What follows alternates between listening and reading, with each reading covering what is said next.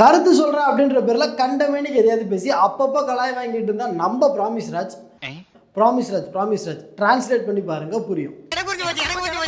So நம்ம ப்ராமிஸ்ராஜ் இப்போ அவருக்கு அடுத்தபடியாக அவருடைய பொண்ணை கலாய் வாங்குறதுக்காக களத்தில் இறக்கி விட்டுருக்காரு. நீதான் எனக்கு அப்புறம் நீதான். எதே நம்ம ப்ராமிஸ்ராஜுக்கு பொண்ணு இருக்கா அப்படின்னு கேட்குற அளவுக்கு ஃபேமஸான நம்ம அக்கா சமீபத்தில் ஒரு வீடியோ ஒன்று வெளியிட்டு தமிழ்நாட்டு அரசியலே தலைகீழாக புரட்டி போட்டிருக்காங்க. ஸோ அதை பற்றி தான் இன்னைக்கு நம்ம இந்த வீடியோவில் பார்க்க போகிறோம்.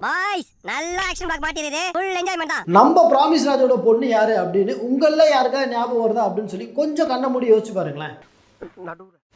வரமாட்டேங்குதப்பா. மூஞ்சி கூட முழுசா தெரியாத நம்ம அக்காவை பார்த்து மேடம் நீங்க மேயராக போறீங்களா, நீங்க எம்பியாக போறீங்களா அப்படின்னு சொல்லி போற இடத்துலாம் கேட்டு டார்ச்சர் பண்றாங்களாமா. எல்லாரும் என்கிட்ட கேட்கிற கேள்வி, நீங்க மேயர் ஆகணுங்கிறதுக்காக தான் அரசியலுக்கு வரீங்களா, ராஜ்யசபா எம்பி பதவியில ஆர்வம் இருக்கா? மேயர் எம்பி இதெல்லாம் கூட பொறுத்துக்கலாம். அது என்ன ராஜ்யசபா? ராஜ்யசபான்னு ஒண்ணு இந்தியாவிலே கிடையாது. இந்தியாவில் இருக்கிறது ராஜ்யசபா, மாநிலங்களவை. ராஜ்யசபான்னு முழுசா சொல்லவே வரல. இந்த லட்சணத்துல ஸ்டேட்டா மெம்பர் ஆஃப் பார்லிமெண்ட் கேக்குதோ.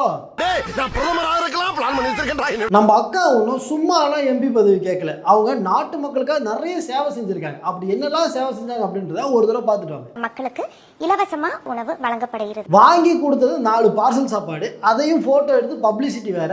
இதுக்கு உங்களுக்கு எம்பி மேயர் பதவியெல்லாம் கொடுக்கணும்.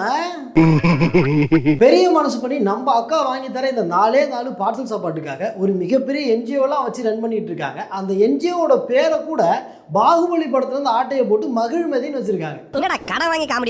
நம்ம அக்கா பதவிக்காக அரசியலுக்கு வரலையா, நாட்டு மக்களுக்கு சேவை செய்ய தான் அரசியலுக்கு வராங்களாம். மக்களுக்காக வேலை செய்யறதுக்கு தான் அரசியலுக்கு வரணும்னு நினைக்கிறேன். கொஞ்ச நாளைக்கு முன்னாடி ஈமு கோழி வளர்த்தா நல்ல லாபம் வரும்னு சொல்லி மக்களை ஏமாத்தி ஒருத்தர் விளம்பரம் பண்ணாரு. நீ வேணா அவரை போலீஸ்ல புடிச்சு கொடுத்து மக்களுக்கு சேவை செய்ய.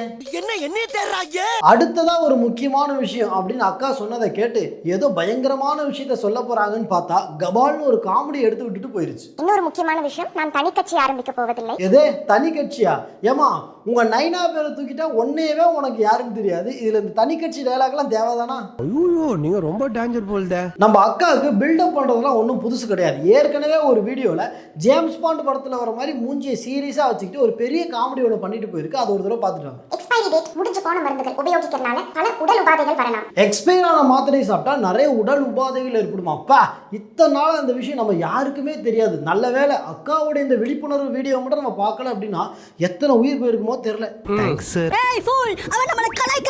ஏங்கா எக்ஸ்பைர் ஆன மருந்தெல்லாம் ஒரு பக்கம் இருக்கட்டும், நீ எனக்கா கண்டென்ட்டே எக்ஸ்பைர் ஆன கண்டென்ட்டை தூக்கிட்டு சுத்திட்டு இருக்க.